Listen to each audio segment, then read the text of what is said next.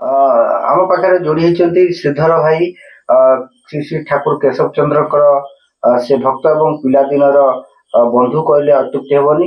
ଆମେ ତାଙ୍କଠାରୁ ପଚାରି ବୁଝି ନେବା ଯେ କେଶବ ଠାକୁରଙ୍କ ସହିତ ଆପଣଙ୍କର କେତେ ଦିନ ଠାରୁ ସମ୍ପର୍କ ହେଲା ଏବଂ ଠାକୁର ବୋଲି ଆପଣ କେମିତି ଜାଣିଲେ, କଣ କହିବେ ସେ ପିଲାଦିନର ଅନୁଭୂତି କଥା କୁହନ୍ତୁ।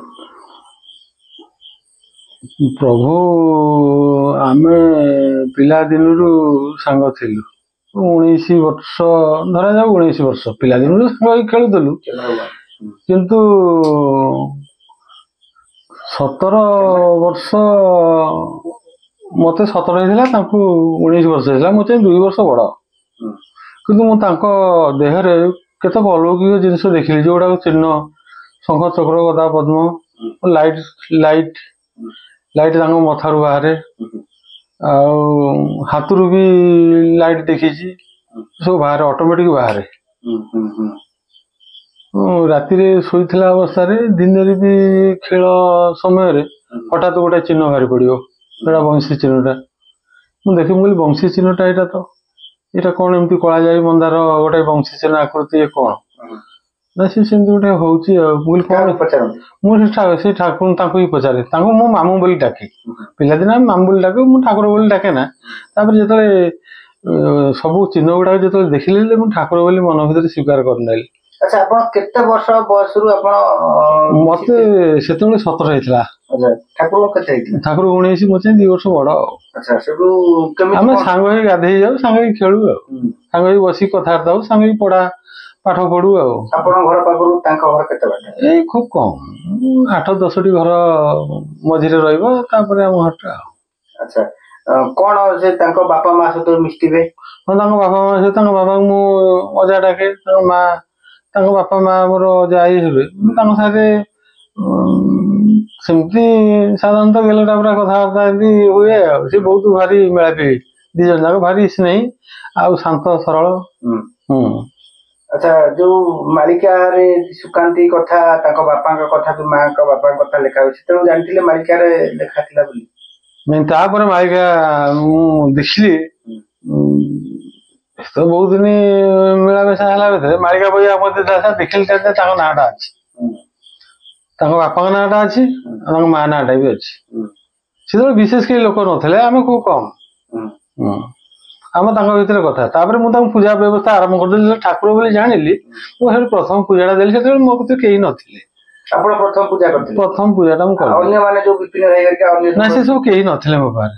ସେମାନେ ସବୁ ଏତେ ଜାଣିନଥିଲେ କି, ଆଉ ସେମାନେ ତ ନଥିଲେ କେହି ମୋ ପାଖରେ। ମୁଁ ତାଙ୍କୁ ପୂଜା ନୂଆ ବସ୍ତ୍ର ଦେଇ ଠାକୁର ବୋଲି ସ୍ୱୀକାର ବୋଲି କରିକି, କେତେ ବର୍ଷ ତଳର କଥା, କେତେ ମସିହା ତଳର କଥା? ମୁଁ ତାଙ୍କୁ ପୂଜା ଦେଲି, ତାମାନେ ତାଙ୍କୁ 21 ହେଲେ ମତେ 19 ହେଇଥିବ। ସେଇ ସମୟରେ ତାଙ୍କୁ ମୁଁ ପୂଜାଟା ଦେଲି ଆଉ, ଗୋଟେ ନୂଆ ବସ୍ତ୍ର କିଣି ପିନ୍ଧେଇକିରି ତାଙ୍କୁ ପୂଜାଟା ଆରମ୍ଭ କଲି। ତାପରେ ପ୍ରଣାମ କରିବାକୁ ମୋ ବାପା ବୋଉକୁ ବି କହିଲି ଆଉ। ମୁଁ ବାବା, ଆଉ ତ କେହି ଏଠି ନାହାନ୍ତି, ମୁଁ ଏକୁଟିଆ ପୂଜା କରୁଛି, ତମେ ବି ପ୍ରଣାମ ଟିକେ କଲେ ଭଲ ହୁଅନ୍ତା ଭାବୁଛି। ମୁଁ ଠାକୁର ବୋଲି ଜାଣି ସାରିଲାଣି, ଆମେ ତ ସାଧାରଣତଃ ମଣିଷ। ଆଉ ନାରେ ମୁଁ ତାଙ୍କୁ କାଖେଇଛି। ବୋଉ କହିଲା ମୁଁ ତାଙ୍କୁ କ୍ଷୀର ଦେଇଛି, ଆଉ ତୁ ପ୍ରଣାମ କରିବାକୁ କହୁଛୁ, କାଳେ ଅସୁବିଧା ହବ। ମୁଁ କହିଲା ଆଚ୍ଛା, ମୁଁ ପଚାରି ବୁଝୁଛି। ମୁଁ କହିଲା ଆଚ୍ଛା ମାମୁଁ, ମୋ ବୋଉ ଯଦି ତମକୁ ପ୍ରଣାମ କରି, ସେ ତ କ୍ଷୀର ଦେଇଥିଲା, ଆଚ୍ଛା ତମର କିଛି ଅସୁବିଧା ହବ କି? ନା ନାଇଁ। ମୁଁ କହିଲା ବାପା, ନା ନାଇଁ କିଛି ଅସୁବିଧା ହବନି। ମୁଁ କହିଲି ତଥାପି ମୋ ମନ କାହିଁ ଟିକେ ଅଲଗା ପ୍ରକାର ହଉଛି। ତମର ଯଦି ଅସୁବିଧା ହବ, କାରଣ ତମକୁ ମୁଁ ଭଲ ପାଇଛି, ଠାକୁର ବୋଲି ପୂଜା କରୁଛି, ତମର ଯଦି ଦେହ କଣ ଅସୁବିଧା ହବ, ଗୋଟେ ଖରାପ ଲାଗିବ। ନା ନାଇଁ କିଛି ଅସୁବିଧା ହବନି। ମୁଁ କହିଲି ଅସୁବିଧା ହବନି ତମେ କହୁଛ, କିନ୍ତୁ କଥାଟା କେମିତି ଲାଗୁଛି। ନା ଯଦି ସାଧୁ ସନ୍ଥ ବି ପ୍ରଣାମ କରନ୍ତି, ତାହେଲେ କିଛି ଅସୁବିଧା ହବନି। ବୋଲି ସାଧୁ ସନ୍ଥ ମାନେ, ନା ଯେତେ ବର୍ଷର ସାଧୁ ସନ୍ଥ ଯୋଉମାନେ ଦର୍ଶନ ଦେଇକି, ସେମାନେ ଯଦି ପ୍ରଣାମ କରନ୍ତି ଅସୁବିଧା ହବନି। ମୁଁ କହିଲି କଣ ହେଲା, ସେମିତି କିଛି କଲେ ଅସୁବିଧା ହବନି? ସେଠୁ ମତେ ସେଇଠି ଗୋଟିଏ କଥା କହିଲେ, ଫାଇନାଲ କଥା କହିଲେ, ଯଦି ବ୍ରହ୍ମା ବିଷ୍ଣୁ ମହେଶ୍ୱର ପ୍ରଣାମ କରନ୍ତି, ମୋର ବି କିଛି ଅସୁବିଧା ହବନି। ମୁଁ ସେଇଠୁ କନଫର୍ମ ହେଇଗଲି। ମୁଁ କହିଲି ତାହେଲେ ଇଏ କି ଠାକୁର, ମାନେ ଏଭଳି କଥା ତାଙ୍କ ମୁହଁରୁ ମୁଁ ଶୁଣିବାକୁ ପାଇଲି। ଯଦି ବ୍ରହ୍ମା ବିଷ୍ଣୁ ମହେଶ୍ୱର ଯିଏ ପରିଚାଳନା ଦାୟିତ୍ୱରେ ଅଛନ୍ତି ସୃଷ୍ଟିର, ବ୍ରହ୍ମା ବିଷ୍ଣୁ ସିଏ ବି ଯଦି ପ୍ରଣାମ କରନ୍ତି, ତାହେଲେ କିଛି ଅସୁବିଧା ହେଲା। ସେଇଟା ମତେ କହିଲେ। ଦିନରେ କଥା ହେଲୁ। ହଁ ନିଜେ କହିଲେ। ଆଉ ତାଙ୍କୁ ବୟସ ସେତେବେଳେ ହେଇଥିଲା ପାଖାପାଖି ପାଖାପାଖି 21 ବର୍ଷ ହବ। 21 ବର୍ଷ ହଁ। 19 ବର୍ଷ ହଁ ସେତେବେଳେ ତାଙ୍କ ହାତରୁ ବି ମକରନ୍ଦ ବାହାରୁଥିଲା, ମାନେ ମହୁ ଯୋଉଟା ମହୁ ମକରନ୍ଦ ବାହାରୁଥିଲା, ମୁଣ୍ଡରୁ ବିଭୂତି ବି ବାହାରୁଥିଲା, ତାଙ୍କ ମୁଣ୍ଡରୁ ବି ଲାଇଟ୍ ସବୁ ନାଲିଆ ନାଲିଆ ଲାଇଟ୍ ବେଳେ ବେଳେ ରାତିରେ ବାହାରେ, ସବୁ ଯେମିତି ଜାହାଜରେ ଯେମିତି ଲାଇଟ୍ ସବୁ ଆମେ ଦୂରରୁ ଥାଏ ନିରୀକ୍ଷଣ ଯେମିତି ଲାଇଟ୍ ସବୁ ଦେଖାଯାଏ, ତାଙ୍କ ରାତିରେ ଶୋଇଥିବ ତାଙ୍କ ମୁଣ୍ଡରୁ ବି ଲାଇଟ୍। ଆପଣ ତାଙ୍କ ପାଖରେ ଶୋଇଥାନ୍ତି? ମୁଁ ତାଙ୍କ ପାଖରେ ଶୋଇବା ପ୍ରତିଦିନ କଣ ଦୃଶ୍ୟ ମାନ ହୁଏ, ଖାଲି ଲାଇଟ୍ ଦେଖୁଛେ, କିନ୍ତୁ ସିଏ ଯାହାଙ୍କ ସାଙ୍ଗରେ କଥା ହୁଅନ୍ତି ସିଏ ସବୁ ଆମ ଓଡିଆ କଥା ନୁହଁ, ସବୁ ବିଭିନ୍ନ ତେଲୁଗୁ ତାମିଲ ସବୁ। ମୁଁ ତମକୁ ପଚାରେ, ମୁଁ କହିଲି ଯୋଉ ତେଲୁଗୁ ତାମିଲରେ କଥା ହଉଛନ୍ତି କାହା ସହିତ କଥା ହଉଛନ୍ତି? ନା ସେ ସ୍ପିରିଚୁଆଲ ସାଧୁ ଅଛନ୍ତି ତାଙ୍କ ସହିତ କଥା ହଉଛନ୍ତି। ମୁଁ କହିଲି କୋଉଠି ଅଛନ୍ତି? ନା ସେ ହିମାଳୟରେ ଶିଖରରେ ଅଛନ୍ତି। କଥା ହଉଥିଲେ? ନାଇଁ ତାଙ୍କର ସେଇଠି ସେ ସ୍ପିରିଚୁଆଲ କନେକ୍ସନରେ ହଉଥିଲେ, ଶୂନ୍ୟରେ ଏରକାରେ ଅଛନ୍ତି, ନାରକାରେ ଅଛନ୍ତି, ଦଣ୍ଡକାରେ ଅଛନ୍ତି। ମୁଁ ସେ ସାଧୁ ମାନେ ତାଙ୍କର ଶରୀର ନା ବଳି ବିହାନୀ ସୋଲ ଗୁଡାକ, ସେମାନେ କଳିରେ ଅବତାରଙ୍କ ଲୀଳା ପାଇଁ ସେମାନେ ଅପେକ୍ଷା କରିଛନ୍ତି। ଆଉ ମୁଁ କହିଲି ତାହେଲେ ତ ଆଚ୍ଛା ଆମେ ଯୋଉ 10 ଅବତାର କଥା କହୁଛନ୍ତି, ସିଏ ତ 10 ଅବତାର, ସିଏ ତ ଯୁଗନବ୍ୟାପୀ, ସିଏ 10 ଅବତାର ହେଇଛନ୍ତି। ମୁଁ କହିଲି ଆପଣ ତାହେଲେ ଟିକେ ମତେ ଟିକେ କୁହନ୍ତୁ ଆପଣଙ୍କ କଥା ଖୋଲିକି। ନା ମୁଁ ସେଇଭଳି ମୁଁ ଜଣେ ଅବତାରୀ, ମାନେ ଗୁରୁ ଅଙ୍ଗ। ମୁଁ ଆସିଛି ଧରାପରେ ଧର୍ମ ସ୍ଥାପନା କରି ସତ୍ୟ ସନାତନ ଧର୍ମକୁ ପ୍ରତିଷ୍ଠା କରିବାକୁ। ମୁଁ କହିଲି ତାହେଲେ ଯୋଉ ବ୍ରହ୍ମା ବିଷ୍ଣୁ କଥା କହୁଛନ୍ତି, ନା ସେମାନେ ସୃଷ୍ଟିର ଦାୟିତ୍ୱରେ ଅଛନ୍ତି। ସେ ମୁଁ ହଉଛି, ମୁଁ କହିଲି ଆପଣଙ୍କ ପରିଚୟଟା ଟିକେ କୁହନ୍ତୁ। ନା ମୁଁ ଅବ୍ୟକ୍ତ ମଣ୍ଡଳର, ତୁ କାହାକୁ କିଛି କହିବୁନି ବିଶେଷ, ଲୋକ ସବୁ ବିଭିନ୍ନ ପ୍ରକାର କହିବେ, କିନ୍ତୁ ମୁଁ ଅବ୍ୟକ୍ତ ମଣ୍ଡଳରୁ ଆସିଛି, ଯୋଉଟା ବ୍ୟକ୍ତ ନାହିଁ। ଆଉ ସେଠି ନିରାକାରକ ବିଷ୍ଣୁଙ୍କ ଆଜ୍ଞାରେ ଏଇ ଯୋଉ ବ୍ରହ୍ମା ବିଷ୍ଣୁ ମହେଶ୍ୱର ପରିଚାଳନା ହୁଅନ୍ତି, 33 କୋଟି ଦେବାଦେବୀ ପରିଚାଳନ୍ତି ମୋରି ଆଜ୍ଞାରେ ହୁଅନ୍ତି, ମୁଁ ସେଇମାନଙ୍କୁ ପରିଚାଳନା କରେ। ମୁଁ କହିଲି ଆପଣ ଏଠିକି ଆସିବାର, ନା ସିଏ ତ ସମସ୍ତେ ତୁ ଦେଖିବୁ, ମାଳିକା ଦେଖିବୁ, ତା ଦେହରେ ସବୁ ଲେଖା ହେଇଛି। ଆଉ ସେମାନଙ୍କର ମାନେ ପ୍ରାର୍ଥନୀୟ ନେଇ କଳିଯୁଗ ପାଇଁ ମୁଁ ସାଧୁ ସନ୍ଥ ମାନଙ୍କୁ ଉଦ୍ଧାର କରିବା ପାଇଁ, ଧର୍ମ ସ୍ଥାପନା କରିବା ପାଇଁ ମୁଁ ସ୍ୱତନ୍ତ୍ର ଗୁରୁ ଅଙ୍ଗରେ ଆସିଛି। ମୁଁ କହିଲି ତାହେଲେ ରାମକୃଷ୍ଣ ଯେତେବେଳେ ସେମାନେ ଆସିଥିଲେ, ଧନୁ ଧରିଥିଲେ, ସିଏ ଧରିଥିଲେ, ନା ମୋ କତିରେ ସେ ଚିହ୍ନ ଗୁଡାକ ତୁ ଦେଖିଲୁ ଅଛି, ସେ ଲାଇଟରେ ଅଛି, କିନ୍ତୁ ମୋରି କତିରୁ ଆଜ୍ଞା ନେଇକି ସେ ସବୁ କାମରେ ଲାଗନ୍ତି। ଆଚ୍ଛା, ସେଗୁଡା ହଉଛି ସ୍ପିରିଚୁଆଲ ଜିନିଷ, ମାନେ ଶୂନ୍ୟ ଜିନିଷଟାକୁ ଜାଣିପାରିବନି, କିନ୍ତୁ ତୁ ନିଜେ ଅନୁଭବ କଲୁ ମୋ ଦେହରେ ଚିହ୍ନ ଗୁଡାକ ଅଛି। ତୋ ଦେହରେ କଣ ଅଛି? ନା ଆଉ କାହା ଦେହରେ ଏସବୁ ଚିହ୍ନ ଦେଖୁଛୁ? ମୁଁ କହିଲି ଏଇଟା ତନ୍ତ୍ର ମାଧ୍ୟମରେ ବାହାରି ହବ କି? ନା ତନ୍ତ୍ର ମାଧ୍ୟମରେ କେମିତି ବାହାରି ହବ? ଇଏ ଯୋଉ ଶଙ୍ଖ ଚକ୍ର ଗଦା ପଦ୍ମ ତୁ ଦେଖୁଛୁ, ମୋ ବେକରେ ଏଇ କୌସ୍ତୁଭ ମଣି ଦେଖୁଛୁ, କୌସ୍ତୁଭ ମଣି ସେ କି ମାନେ ଏବେ ଯୋଉ ସବୁ ଇମିଟେସନ ହାର ସବୁ ଯୋଉ ମାନେ ଝିଅ ପିଲାମାନେ ପକଉଛନ୍ତି, ତାଠାରୁ ବହୁତ ସୁନ୍ଦର ସେ ଦେଖିବାକୁ, କି ଗଠନ ସେ ହେଇଛି, ମୁଁ ତ ଦେଖି ଆଶ୍ଚର୍ଯ୍ୟ ହୁଏ। ତାପରେ କାନରେ କୁଣ୍ଡଳ, ଆଉ ଚନ୍ଦ୍ର, ସେ ସବୁ କଳା ରଙ୍ଗର ହେଇକି ବାହାରେ, ବେଳେ ବେଳେ ଲାଇଟ୍ ହେଇକି ବାହାରି ପଡେ। ଆଉ ମୁଁ ନିଜେ ଦେଖି ପକେ, ଆଉ ମୁଁ ଆନନ୍ଦରେ ଭାସେ। ଆଉ ମତେ ମନା କରୁ ତୁ କାହାକୁ କହିବନି। ଆପଣଙ୍କ ବାପା ମା କହିଥିଲେ? ହଁ, ମୋ ବାପାକୁ କହିଥିଲି, ବାପା ବୋଉ କହିଲି, ମୁଁ ବୋଉ ଠାକୁରଙ୍କ ମାନେ ମାମୁଁ ଦିହରେ ଏସବୁ ଜିନିଷ ଗୁଡା ମୁଁ ଦେଖୁଛି, ସେ ଠାକୁର ହେଇକି ଜନ୍ମ ହେଇଛି, ଦେଖୁନୁ ଗୋଟିଏ ଜାଗାରେ କେମିତି ସୁମ ହେଇକି ବହୁଛି, ଆଉ କାହାକୁ କିଛି କଣ କହୁଛି, ତା ରାଗ ଅଛି ନା ଛଳ ଅଛି ନା କଣ, ଭଲ ନା ମନ୍ଦ ଅଛି। ଆମ ବାପା ବି କୁହନ୍ତୁ, କହିଲେ ଆରେ ସେ ଠାକୁର, ସେଇ ଠାକୁରକୁ ଡାକି ଡାକି ଋଷି ମୁନି ମାନେ ହୁଙ୍କା ହେଇଯାଇଛନ୍ତି, ତାଙ୍କୁ ଦେଖା ଦେଇନାହାନ୍ତି।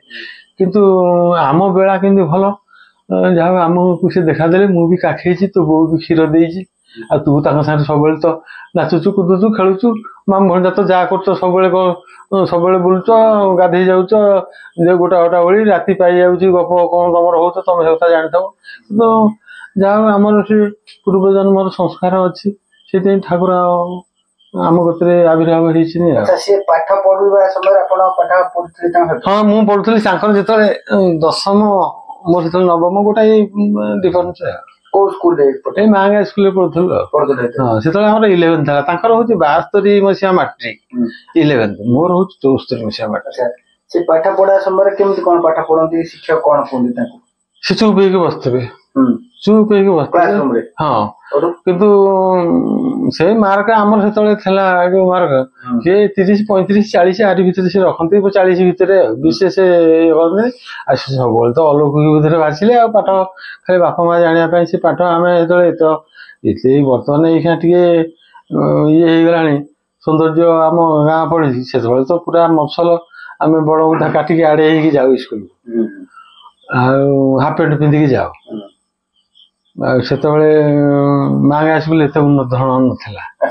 ସେଠି ଯୋଉ ପାଠ ପଢନ୍ତି ସାର୍ ମାନେ ତାଙ୍କୁ କଣ କୁହନ୍ତି? ସାର୍ କିଛି କୁହନ୍ତିନି, ମୁଁ ତାଙ୍କ କ୍ଲାସରେ ବି ଯାଇକି ବସେ ବେଳେ ବେଳେ।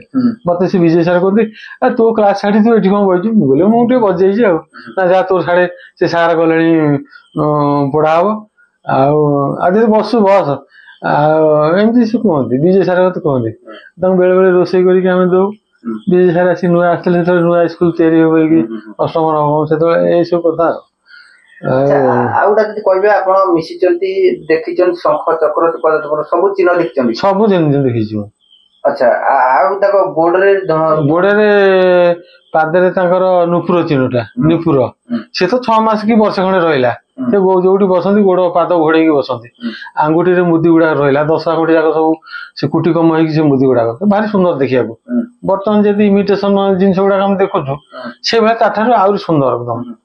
ଆଉ ତାପରେ ହାତରେ ବି ସେ ମୁଦି ଗୁଡାକ ରହିଲା। ଗୋଡ 10 ଆଙ୍ଗୁଠା ସେଥିରେ ରହିଲା। ଆଉ ଏ ଯୋଉ ପଟି ସେ ପଟି ଗୁଡାକ ଓସାରିଆ ହିସାବରେ ସିଏ ରହିଲା। ଆଉ ଜଙ୍ଘରେ ତ ମୁଁ ଶଙ୍ଖ ଚକ୍ର ଗଦା ପଦ୍ମ ସେ ଆମେ ଯେତେବେଳେ ଲୁଙ୍ଗି ପିନ୍ଧୁଥିଲୁ। ଲୁଙ୍ଗି କଣ ହଁ ଲୁଙ୍ଗି ସେତେବେଳେ ପିନ୍ଧୁଥିଲୁ 15 ଟଙ୍କିଆ ଲୁଙ୍ଗି 13 ଟଙ୍କିଆ ଲୁଙ୍ଗି ଆଉ କଳା ପଥର ଲୁଙ୍ଗି ମୁଁ ଆଣେ ଆଉ ସେଆକୁ ପିନ୍ଧୁ ଆଉ। ମୁଁ ଦେଖେ ସେ ବାହାରେ ଆଉ ସେ ଚିହ୍ନ ସେମିତି ଥିବ। ଆଉ ଦିନେ ଦିନେ ଲାଇଟ୍ ହେଇଯାଏ ସେ ଚିହ୍ନ। ନେଳିଆ ଚିହ୍ନଟା ଲାଇଟ୍ ହେଇଯାଏ। ଲାଇଟ୍ ହେଇକି ଦପ ଦପ ହେଇଯିବ। ଆପଣ ଦେଖିଛନ୍ତି? ମୁଁ କହିବି ଆମ ସେଠି କଣ ଗୋଟେ ଏମିତି ହେଲା। ତା ଭିତରେ ସେ କଣ ଗୋଟେ ହଉଛି ମୁଁ କହିଲି ଦେଖୁନା ନା ନାଇଁ କାହାକୁ କହିବୁନୁ କହିଲେ ସେ ଲୋକ ସବୁ କମେଣ୍ଟ ମାରିବେ ଚିଡେଇବେ ଇଏ କରିବେ। ମୁଁ ନାଇଁ କମେଣ୍ଟ କିଏ ମାରୁଛି ଚିଡୁଛି ଆମେ ତ ଏଠି ବଇଛି କିଏ ଦେଖୁଛି କିଏ ଏଠି ଅଛି କି ଏମିତି ହୁଏ। ଆଉ ଏସବୁ ଚିହ୍ନ ଗୁଡା ହାତରେ ବାମ ହାତ କଉଣି ଦିହରେ ବଂଶୀ ଚିହ୍ନଟା ସେ ମୁଁ ଭାବୁଛି ଅମାବାସ୍ୟା ତିଥି କି ସେଟା ଗୋଟେ ଦିନ ବାର ତିଥିରେ ସବୁ ବାହାରି ପଡେ ଆଉ ଲାଇଟ୍ ହେଇକି ବାହାରି ପଡିବ। ସେ କଳା ଥିବ ପୁଣି ଲାଇଟ୍ ହେଇଯିବ ତାପରେ ପୁଣି ଉଭାନ ହେଇଯିବ। ଆଉ ଛାତିରେ ଯୋଉ ଚିହ୍ନଟା ରହିଲା ପାଦ ଚିହ୍ନଟା ସେଇଟା କାହାକୁ ଦେଖାନ୍ତିନି। ସେଇଟା ଭାରି ଟିକେ ପାଦରେ ଯୋଉ ପାଦ ଚିହ୍ନଟା ଯୋଉ କଠଉ ଚିହ୍ନଟା ନାଇଁ ମଝିରେ ଏଇ ଯୋଉ ଧପ ଧପ ଗତିରେ ସେ ଚିହ୍ନଟା ଥିଲା।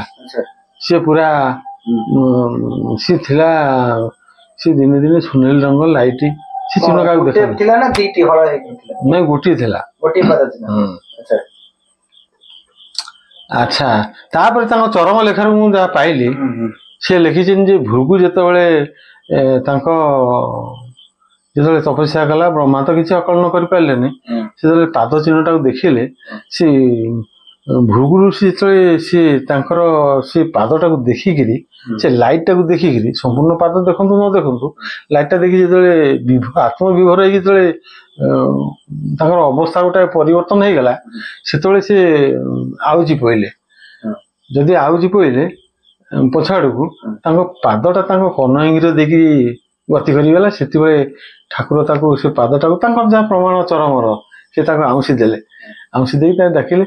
ସେଇଟା ହଉଛି ମତେ ତାଙ୍କୁ ଦିନେ ପଚାରିଥିଲି ମୁଁ ଠାକୁର ସିଏ କଣ ସେ ଜିନିଷଟା ଟିକେ ବୁଝି ହେଲାନି। ନା ସିଏ ହଉଛି ସାଧୁ ସନ୍ଥ ମାନଙ୍କର ଶୂନ୍ୟ ସମାଧି ଅବସ୍ଥା ଶୂନ୍ୟରୁ ଶୂନ୍ୟ ସମାଧି ଅବସ୍ଥା। ସେଇ ଅବସ୍ଥା ହେଲେ ସେଇ ଅବସ୍ଥାରେ ସେମାନେ ଦର୍ଶନ ଯୋଗରେ ରହିଯାଆନ୍ତି। ଶେଷ ଦର୍ଶନ ଯୋଉଟା ନିର୍ବାଣ କହନ୍ତି ସେଇଗୁଟାକ ସେ ହୁଏ। ସିଆଡକୁ ସେ ଅଲଗା କଥା ବହୁତ କଥା ସେ ଅଛି ଆଉ। କିନ୍ତୁ ଏ ପାଦଟା ମୁଁ ଥରେ ଦେଖିଲି ଯେ ଯୋଉଦିନ ପାଦ ଚିହ୍ନଟା ହେଲା ସେ ମାଳିକା ପ୍ରକଟର ଆମର ରାମଦାସ ଚିଠି ଦେଇଥିଲା ଯେ ଆଜି ଠାକୁରଙ୍କ ଛାତିରେ ଶ୍ରୀବତ୍ସ ପଦାଘାତ ହବ ଆପଣ ତାଙ୍କୁ ଟିକେ ଆଉଁସି ଘଷି ଦେବେ। ମୋ ପାଖରେ ଶୋଇଥିଲା କି ନା ବିପିନ ଶୋଇଥିଲା। ବିପିନ ଶୋଇଥିଲା ସିଏ ଶୋଇଥିଲା ବାଁ କରେ ମୁଁ ଶୋଇଥିଲି ଡାହାଣ କରେ। ରାତି 2ଟା କେତେ ମିନିଟରେ ବୋଧେ ମାଡ଼ ହେଲା ନା କଣ। ସେତେବେଳେ ଘଣ୍ଟା ତ ଆମ ଭିତରେ ନଥିଲା କିନ୍ତୁ ସେ ମାଳିକା କଥା ଅନୁଯାୟୀ ସମର୍ଥନ ଆମେ କରୁଛୁ 2ଟା କେତେ ମିନିଟରେ ସେ ମାଡ଼ ହେଇଛି। ମାଳିକା ରାମଦାସ ଚିଠି ଦେଇଥିଲା ଯେ ସେ ସେ ରାମଦାସ ଦିଏ। ସେ ପୁରୀରୁ ଜଣେ ଲୋକ ଅଛନ୍ତି ସେ ଅଚ୍ୟୁତାନନ୍ଦଙ୍କର ପଟ ଶିଷ୍ୟ ସେ ପୁରୀ ବୁଲନ୍ତି ପୁରୀ ଭୁବନେଶ୍ୱର। ତାଙ୍କୁ ଥରେ ଆମର ଏଠିକି ଆସିଥିଲେ 2-3 ଜଣ ପଚାରିଲେ ଯେ ଆପଣ କଣ କରନ୍ତି।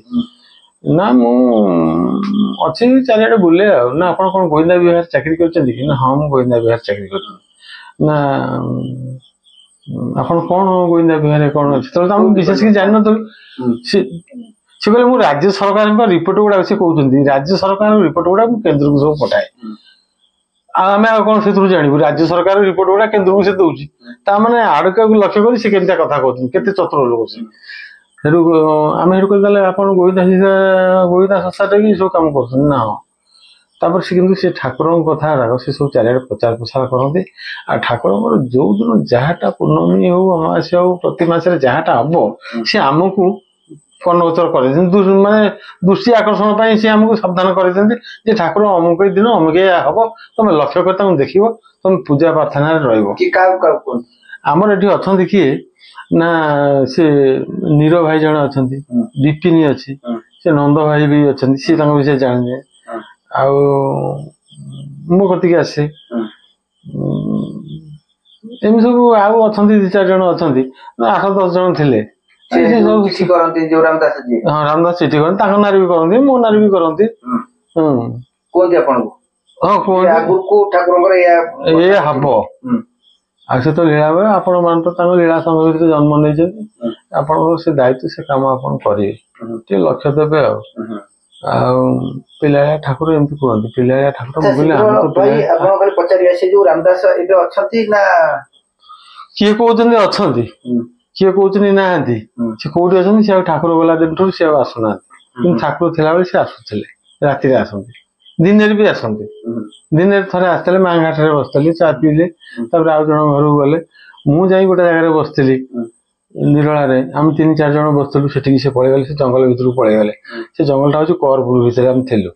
ସେତେବେଳେ ଜଙ୍ଗଲିଆ ଜାଗା ଥିଲା, ସେ ହୁଙ୍କାମୂଳ ଥିଲା, ସେ ହୁଙ୍କା ଭିତରେ ଆମେ ବସି 3-4 ଜଣ କଥା ହଉଛୁ, ଯାଇ ପହଞ୍ଚିଗଲେ। ଆଉ ମତେ କହିଲେ ଆଜ୍ଞା ଟିକେ, ମତେ ଯାଇ ସେଠି ନମସ୍କାର। ଠାକୁର ଅଛନ୍ତି କି ସେଠି?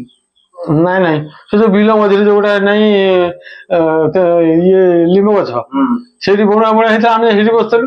ସେଠି ଆମେ ବସିଥିଲୁ କି ନା ଜ୍ୟୋତିଷୀ, ଆଉ ସେ ଆମର ମାଁଗାର ଭବନ, ଆଉ ସେ ନିଲୁ ଅଛି, ଭବନ ଅଛି। ଜ୍ୟୋତିଷ ମରିଗଲା, ଆମେ 4 ଜଣ ଯାକ ବସିଥିଲୁ, ସେ ଯାଇ ପହଞ୍ଚିଗଲେ। ଆଉ ମତେ ସେଠି ଯାଇ ଟିକେ ନମସ୍କାର କଲି। ମୁଁ ସେଠୁ ଦେଖିଲି ବୟସ୍କ ଲୋକ ନମସ୍କାର କଣ କରୁଛନ୍ତି, ସେଠୁ ମୁଁ ଆଉ କିଛି କହିଲି ନାହିଁ, ମୁଁ ଟିକେ ଲଜ୍ଜିତ ହେଇଗଲି। ସେ ନିଲୁ ପଚାରିଲା, କହିଲା ଆପଣ କୋଉଠୁ ଆସିଛନ୍ତି? ନା ମୁଁ ଭୁବନେଶ୍ୱର ଆସିଛି। ନା ଆପଣ କଣ କରନ୍ତି? ନା ମୁଁ ରାଜ୍ୟ ସରକାର ରିପୋର୍ଟ ଗୁଡା କେନ୍ଦ୍ରକୁ ଦିଏ। ଆଉ ନା ଆପଣ ତାହେଲେ ଗୋଇନ୍ଦା ସଂସ୍ଥାରେ ଅଛନ୍ତି? ନା ହଁ। ଆଉ ଗୋଇନ୍ଦା ସଂସ୍ଥା ବାଲାକୁ ଆମେ ଛୋଟ ପିଲା କଣ ପଚାରିବୁ? ସେତେବେଳେ ଆମେ ମାଟ୍ରିକ ପାଠ ପଢୁଥିଲୁ ନା, 10 11 ଏଇଆ। ତାପରେ ସେ ପଳେଇ ଆଇଲେ, ଆଉ ମତେ କହିଲେ ଟିକେ ଆପଣ ଲକ୍ଷ୍ୟ ରଖି କାମ କରିବେ। ମତେ କହିଥିଲେ। ମୁଁ ହାରି 5-6 ଥର ଖଣ୍ଡେ ମିଶିଛି। ହଁ। ଆଉ ତା ପୂର୍ବରୁ ହାଟଛକରେ ଦେଖିଥିଲି, ତାପରେ ଦେଖିଥିଲି କୋଉଠି ନା ଉଷୁମା ପ୍ରହ୍ଲାଦ ମହାନ୍ତି ଯିଏ ଥିଲା, ତାଙ୍କ ଘଟିକି ସେ ଯାଆନ୍ତି, ତାଙ୍କରି ଘରେ ସେ ରୁହନ୍ତି। ଆପଣ ଜାଣିଥିବେ ଉଷୁମା ପ୍ରହ୍ଲାଦ ମହାନ୍ତି, ଧରଣୀ ମହାନ୍ତି ଘର ବିଜୟ ପ୍ରଧାନ ଘର ସାମ୍ନା, ତାଙ୍କ ଘରକୁ ସେ ଯାଆନ୍ତି, ତା ସାଙ୍ଗେ ତାର ସମ୍ପର୍କ, ସେ ଯାଆନ୍ତି। ତାକୁ ସେ ଧରଣୀ ମହାନ୍ତି କି ବିତ୍ ଜ୍ଞାନୀ ବୋଲି କୁହନ୍ତି, ବିତ୍ ମାନେ ଅଧା, ତାକୁ ସେ କୁହନ୍ତି। ମୁଁ କହିଲି ବିତ୍ ଜ୍ଞାନୀ କଣ ନା ଅଧା ଜ୍ଞାନ ଠାକୁରଙ୍କୁ ପଚାରିଲି। ମୁଁ କହିଲି ସେ ତାଙ୍କର ଏଠି ରହୁଛି, ରାତିରେ ତାଙ୍କ ସାଙ୍ଗରେ ଧରଣୀ ମହାନ୍ତି ଶୀଘ୍ର ଆସନ୍ତି ଠାକୁରଙ୍କ ପାଖକୁ। ଆସି କଣ ତାଙ୍କର ପଦେ କଥାବାର୍ତ୍ତା ହୁଅନ୍ତି, ପଳାନ୍ତି। କିନ୍ତୁ ରାମଦାସ ସେ ଗଲାବେଳେ ଟିକେ କାନ୍ଦିକି ଯାଆନ୍ତି। ମତେ କୁହନ୍ତି, ମୁଁ କହିଲି ଠାକୁର ସେ ଆଇଥିଲେ, ସେ କିଏ କହିଲେ ଟିକେ? ସେ ହଉଛି ରାମଦାସ ଅଚ୍ୟୁତାନନ୍ଦଙ୍କର ପଟ ଶିଷ୍ୟ। ମୁଁ କହିଲି 600 ବର୍ଷର କଥା ହେଲାଣି, 500 ବର୍ଷ ଧରା ହେଲାଣି, 500 ବର୍ଷ କଥା ସିଏ କଣ ଏତେ ଥର ଜନ୍ମ? ସେ ତାଙ୍କର ସେମିତିଆ ଅଛି, ସେ ଜନ୍ମ ନେବେ 13 ଜନ୍ମ ଶରଣରେ ଦେଖିବୁ, ସେ ଲେଖିଛନ୍ତି ସବୁ, ଲେଖିଦେଇ ଯାଇଛନ୍ତି। ଏବେ ତାଙ୍କର ଆସୁଛନ୍ତି ଖାଲି ଆମର ଖେଳାଳିଆଟା କେମିତି ଆମେ କରୁଛୁ। ସେ ବହୁତ ସାଧୁ ସନ୍ଥ ଅପେକ୍ଷା କରିଛନ୍ତି, ସିଏ କଣ ଏକୁଟିଆ ଏମିତି ଅଛନ୍ତି, ସେ ଆସନ୍ତି ଦେଖିକି ପଳେଇବେ। ଆଉ ମୁଁ କହିଲି ଆପଣ ତାଙ୍କୁ କଣ କୁହନ୍ତି? ନା କଣ କହିବି, ଟିକେ ହାତ ମାରିଦିଏ, ସେ ପଳାନ୍ତି। ଆଉ ବୋଲେ ସେ ହାତ ମାରିବାଟା କଣ ନା, ସେଇଟା ହଉଛି ଗୋଟେ ଆଶୀର୍ବାଦ ଜିନିଷଟା। ସେ ଯୋଉଟାକୁ ଚାହୁଁଛନ୍ତି ସେଗୁଟା ତାଙ୍କର ପ୍ରାପ୍ୟ ହେଇଯାଏ। ଏମିତିଆ କଥା। ଆଉ ମୁଁ କହିଲି ମୋଠି ସେମିତି ହାତ ମାରିଦିଅନ୍ତି, କଥାବାର୍ତ୍ତା ହଉ ମାରିବି କରିବି। ଆଉ ହଁ ମାରିଦେଇଛି। ହଁ କିନ୍ତୁ ସବୁ ଜାଣିବୁ, ଜାଣିପାରିବୁ, କହିବୁ, ଆଉ କର୍ମ ଯୋଉଟା କରିବୁ। ଆଉ କର୍ମ ଯୋଉଟା ନ କଲେ ସେ ଜିନିଷ ଜାଣି ହବନି, କର୍ମଟା କରିବାକୁ ପଡିବ। ମୁଁ କହିଲି ଆଉ ସବୁ ଲୋକ ଦୁନିଆକୁ ନିର୍ଯାସଟା କେମିତି ନା, ତାଙ୍କୁ କହିବୁ ସେମାନେ କରିବେ। ଆଉ ଏଇଭଳି ବ୍ୟବଧାନଟା କଲେ ମୁଁ ତାଙ୍କୁ ନିଶ୍ଚିତ ଉଦ୍ଧାର ପଥଟା ଦେଖେଇବି। ଆପଣ ପୁରା ତାଙ୍କ ସହିତ ମିଶିଛନ୍ତି ଏବଂ ତାଙ୍କର ସବୁ ଚିହ୍ନ ବି ମଧ୍ୟ ଦେଖିଛନ୍ତି? ସବୁ ଚିହ୍ନ ମୁଁ ଦେଖିଛି, କିଛି ବାକି ରଖିନି। ଥରେ ନୀଳବର୍ଣ୍ଣ ପୁରା ହେଇଗଲେ, ପୁରା ନୀଳବର୍ଣ୍ଣ, ଯେମିତି ରାମଚନ୍ଦ୍ର କୃଷ୍ଣଙ୍କୁ ଯେମିତି ଆମେ ନୀଳବର୍ଣ୍ଣ କରୁ, ସେଇଭଳିଆ ଗୋଟେ ନୀଳବର୍ଣ୍ଣ ହେଇଗଲେ। ମୁଁ ଏଠୁ ପଟକିନି କଲି, ମୁଁ ନୀଳବର୍ଣ୍ଣ ହେଇଗଲା ଶରୀର। ସେ ସଟକିନି ଗୋଟେ ଜାଗାରେ ହାତ ମାରିଦେଲେ, ସେ ନୀଳବର୍ଣ୍ଣଟା ପଟକିନି ଉଭେଇଗଲା। ଥରେ ନାଲି ବର୍ଣ୍ଣର ହେଇଗଲେ। ମୁଁ କହିଲି ଠାକୁର କଣ ନାଲି ବର୍ଣ୍ଣ ହେଇଗଲା? ପୁଣି ହଁ ମୁଁ ଦେଖିକି ଆନନ୍ଦ ହଉଛି ଆଡେ କହିଦେଲି ତାକୁ ପୁଣି ହାତ ମାରୁଛନ୍ତି ସେ ପଳେଇ ଯାଉଛି ଏଇଭଳିଆ ଅଲଗା ନୀଳ ନାଲି ଆଉ କିଛି ଦେଖିଛନ୍ତି ଦୃଶ୍ୟ ନାଲି ବୋଲି ହନୁମାନ କଲର ଯୋଉଟାକୁ ହନୁମାନ କଲର ଏମିତିଆ ଦିଟା ଜିନିଷ ଆଉ ଦିଟା ରଙ୍ଗ ନୀଳ ବର୍ଣ୍ଣଟା ଏଇଟା ଆଉ